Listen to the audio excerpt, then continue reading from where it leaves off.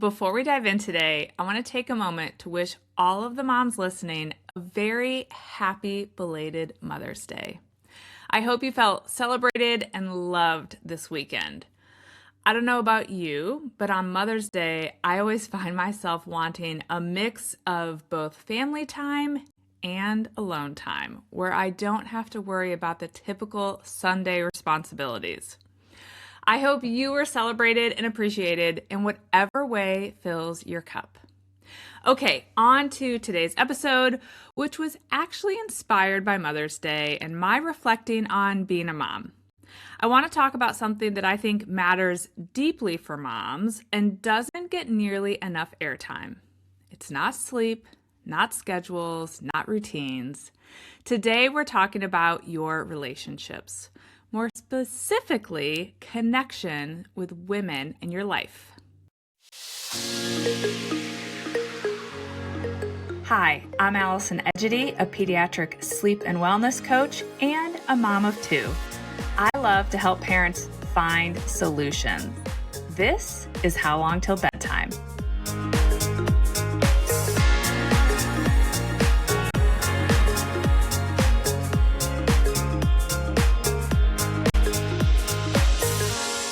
Hey there, Allison here. Welcome back to How Long Till Bedtime. All right, I want to ask you something. When was the last time you had a real conversation with a friend?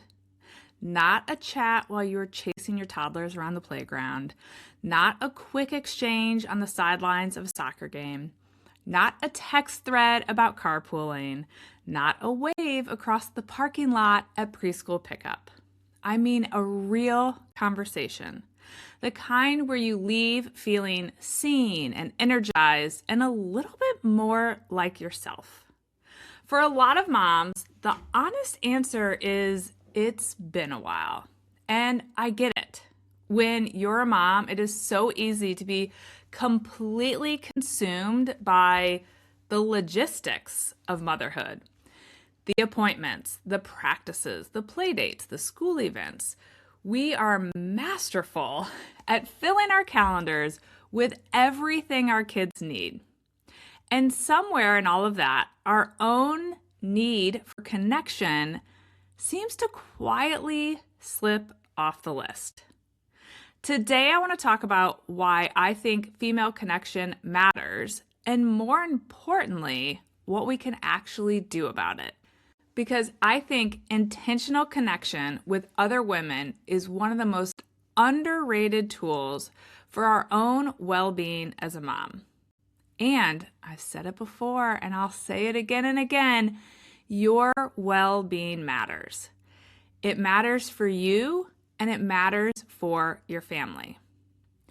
In addition to the fact that I thought about this episode because Mother's Day was coming up, May is also Maternal Mental Health Awareness Month. And I genuinely believe that intentional connection with other women is one of the most underutilized tools for maternal mental health. In fact, in 2024, the U.S. Surgeon General issued an advisory specifically about parental stress. And it found that nearly half of parents said their stress felt completely overwhelming on most days. Loneliness was one of the top reasons these parents listed. In a major study published in 2025 that looked at nearly 200,000 mothers, found significant declines in self-reported maternal mental health between 2016 and 2023. And that was across all socioeconomic groups. And research consistently shows that strong friendships are associated with lower rates of depression and anxiety. Friends provide a sense of belonging, reduce loneliness, and offer support during hard times. One clinical psychologist, Alexis Menken, put it really well when she said that for mothers specifically, the support from other moms carries something unique. It's the shared experience of someone who understands the unspoken flip side to the joys of parenting. So when I talk today about building intentional connection, I'm not just talking about something that I think is nice for us to have. I'm talking about something that research suggests actually matters for your mental health. Now, I want to start by making an important distinction. Many moms are around other moms a lot. We're at the soccer fields, the swim meets, the school pickup lines, the birthday parties, and we chat, we catch up. We commiserate about bedtimes and homework and how fast our kids are growing up. And that is nice. But it's not the same as intentional connection. Sideline socializing is, I guess we'll call it reactive. It happens when your schedules happen to overlap. Intentional connection is something you make happen on purpose. I think the difference between having a rushed conversation with a friend before or after a tennis match versus sitting across from her at a coffee shop with nowhere to be for an hour is very significant. Same person, but a completely different experience. One leaves me feeling like we touched base. The other leaves me feeling genuinely nourished. And I think a lot of moms are surviving on the touch base version of friendship, when what we actually need is the nourishing version. I want to share a story that really sparked my whole thought process on all of this. About a year ago, I was at one of my daughter's basketball tournaments, and I ended up chatting with a mom who I didn't know. We were staying at the same hotel with our girls and decided to have dinner together. We pretty quickly went deep, chatted about our career journeys, being working moms, our kids, all of it. She was so thoughtful and very interesting, and not long after, she invited me to one of her social gatherings. Here's what she does, and I think it's genuinely one of the most inspired ideas I have come across for connection in my neck of the woods. She hosts small gatherings of women, I think it's quarterly. She invites women that she has met from all different corners of her life with the goal of fostering intentional connection. So some of these people she's known for years, and some she just met last week, and some of them know each other, some people don't know anyone, and each time it's a little bit different group. Each of these gatherings has a specific topic or theme. The first one I was able to attend was a fall brunch where the conversation centered on how we were going to set our priorities around the holidays and what was actually important to us, the women in the room. I did not know a single person there other than the host, and I was actually excited about going to that and meeting new people. It was about 20 women, 2.5 hours, real conversation. I left feeling energized in a way I had not really expected. The most recent one I went to was a little bit different. It was after the new year because the topic was to come ready to talk about the best book that you had read in 2025. So what was it? Why we read it? Why we loved it? And I think it invited us to share multiple books if we had them, but you were definitely supposed to bring your top book. And I loved hearing what people were reading and why. It genuinely made me up my reading game so far in 2026. I actually recently texted this friend to tell her how glad I am I came to that because I have already read more books. And I use read lightly, you guys. I do a combo of reading and audiobook. But I've already gone through more books so far in 2026 than I did in all of 2025. And I am a reader. But beyond the books, I just thoroughly enjoyed spending time with interesting women who had a different perspective on things, and they were people I might not have otherwise met. I have told many other friends about these gatherings, and every time I do, the response is the same. What an amazing idea. They also like the idea of connecting with more women and widening their circle. So today I want to break down not just that idea, but a few ways that you can start building more intentional connection into your life in a way that I hope will truly fill your cup.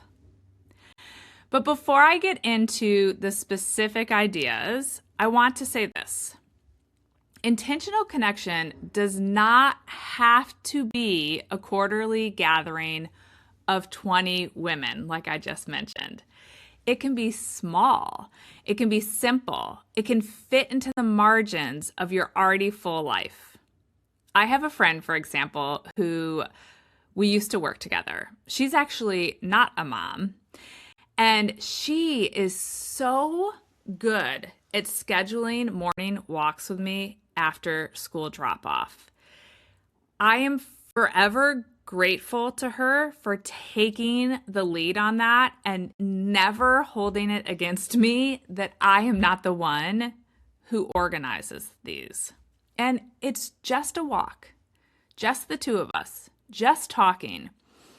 We went on one of these last week, and these walks fill my cup in a way that is actually hard for me to put into words. She's intentional about our connection. She knows I'm juggling a lot of things, but she always reaches out to get it on the calendar. And what I do is I follow through. I work with her to find a date, and I don't cancel or reschedule. And the consistency of that, the reliability of knowing that once we have it on the calendar, that time is protected, is part of what makes it so meaningful. So it's pretty simple. That's it. It's a walk, just the two of us. You don't need a brunch with 20 women to experience real connection, but you do need intention, and you do need to follow through. I want to share a couple more stories from my own life because I think they illustrate different ways meaningful connections can form. I've gotten to know some really wonderful women through tennis. I picked up tennis as my 40th birthday present to myself. And some of these women are around my age, some are much younger, and some are much older. And one new friendship developed because we have very similar personalities.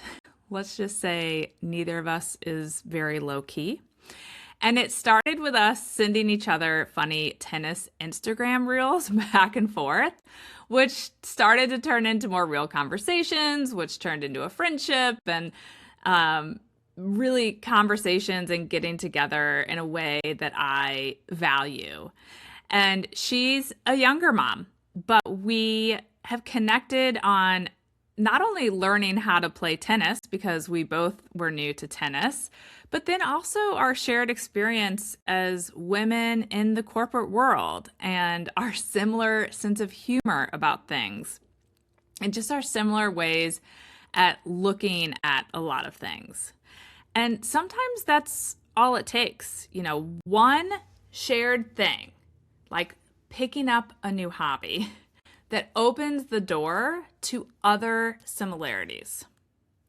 I have another tennis friend who actually just lives a few doors up from me, and she too has much younger kids, a full-time job, super busy life, and a lot on her plate.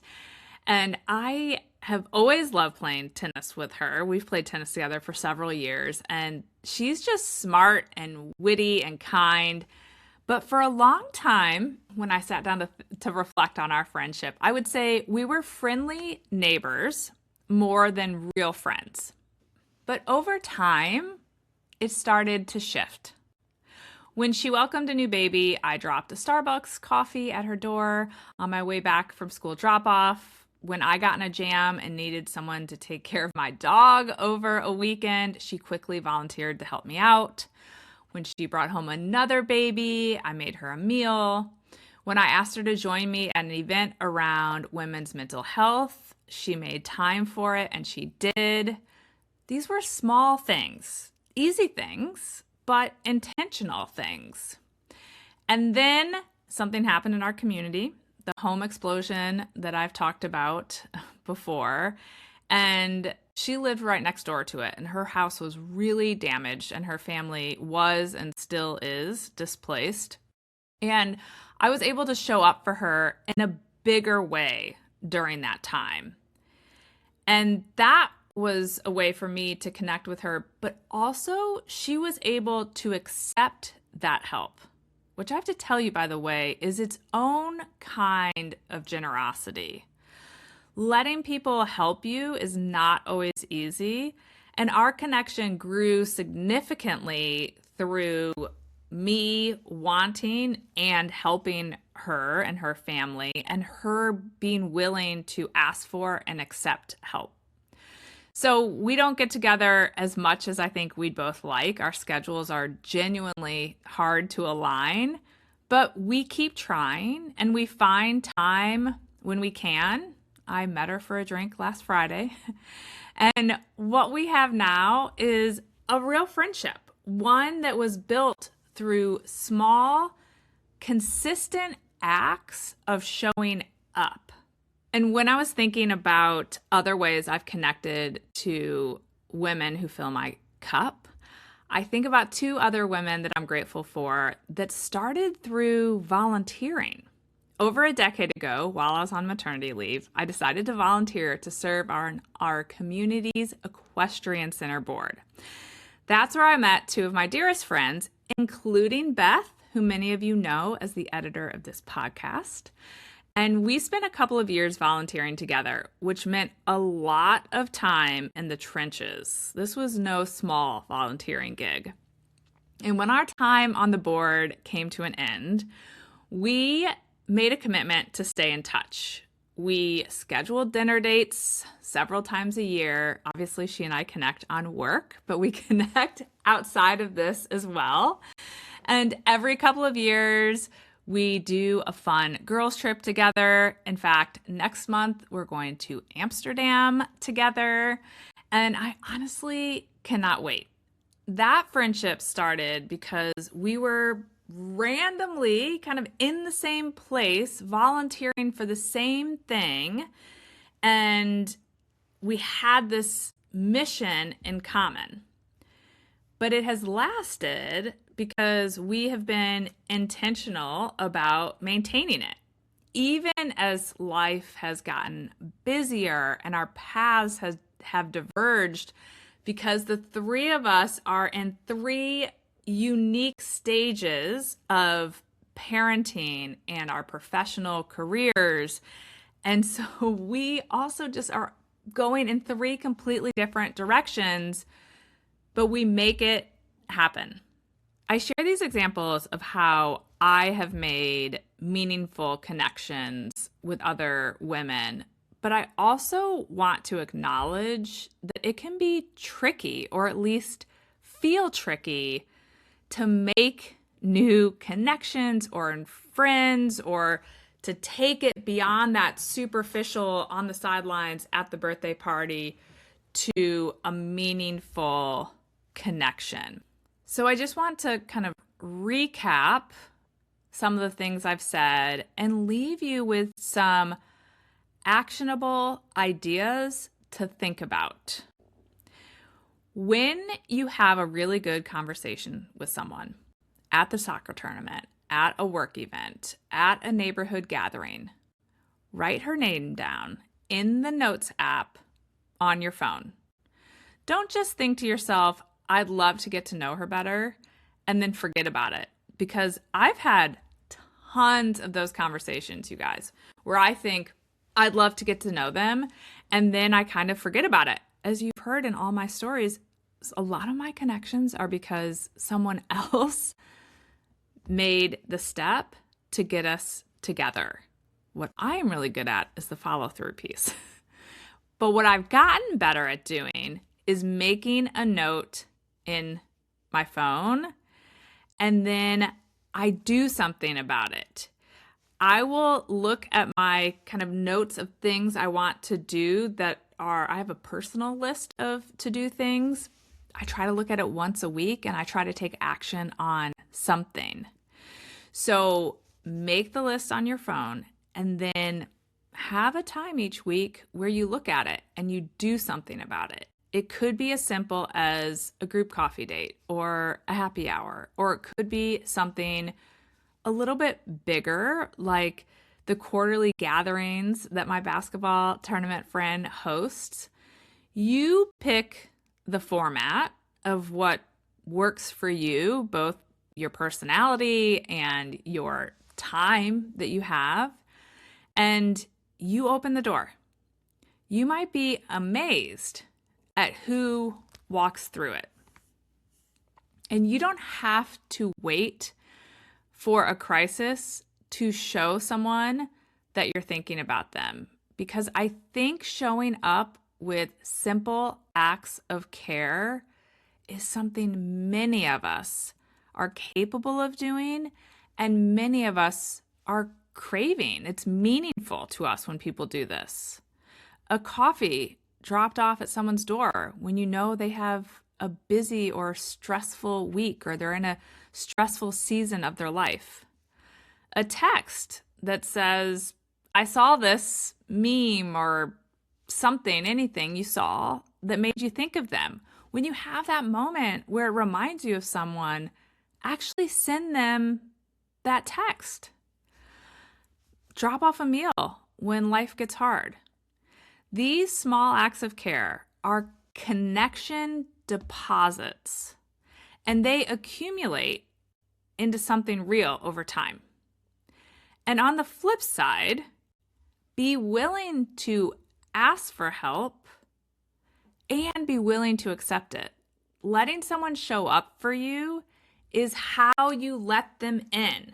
It's one of the ways you start to build connection. Pursue a hobby that puts you in a room with other women who have a similar interest. Tennis has been that for me, but it could be a photography class, an art class, a book club, a running group, a volunteer commitment. A shared experience is one of the fastest paths to real connection. When you're doing something alongside someone, especially something that challenges you or that you genuinely love doing, conversations are going to naturally happen. And some of those conversations will turn into friendships. I'm going to say it again, but I'm going to add to it. Reach out to people that you want to connect with and follow through and stick to your commitments. If there's a woman in your life that you've been meaning to reconnect with, so sometimes we lose touch with someone, reach out today. Not tomorrow, today, right now, as you're listening, or right when this is done. Send a text. Mention that you were just thinking about her. Suggest getting together. Be specific about when you're going to get together. And then, once you've set something up, actually show up. And I cannot stress to you how important this is. If you are constantly rescheduling, constantly being the person who bails, I assure you that that sends a message, whether you intend it to or not. And I assure you of this because I have these people in my life. It tells someone that they are an afterthought and that you don't value their time as much as you value your own. Real connection and friendship requires follow through. It requires being someone that people can count on to show up. And when you do get together, I want to recommend that you leave the kids at home when you can. I know it's not always possible, but when you can, try to carve out time that is just for that connection or that friendship. Not a play date where you're half watching the kids while half talking. Time that is just yours, even if it's just an hour, even a walk, because that uninterrupted time is where real connection happens. I cannot tell you how much I smile to myself when I will see two moms walking in my neighborhood, because I think this is so great. They are having time with intentional connection without other distractions. So to wrap up, I think one of the greatest gifts that we can give ourselves as moms, not just around Mother's Day or Maternal Mental Health Awareness Month, but all year long, is investing in our friendships and connections with other women. We are so good at pouring into our kids. We are so good at showing up for our families. But we also need people who pour into us. Women who see us not just as someone's mom, but as a full, interesting, complex human being. Those relationships do not happen by accident. We are just too busy. They happen with intention. So this week, write down the name of one woman you want to know better. Actually, forget this week. Today, right now, write down the name of one woman you want to know better. Send a text to a friend that you've been meaning to reach out to that maybe you haven't seen as often as you would like. Show up for one person in a small way and see what grows from there. Happy belated Mother's Day to all of you. You deserve to be celebrated and you deserve to feel connected.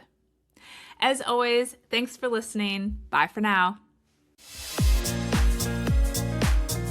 Thank you for listening to How Long Till Bedtime.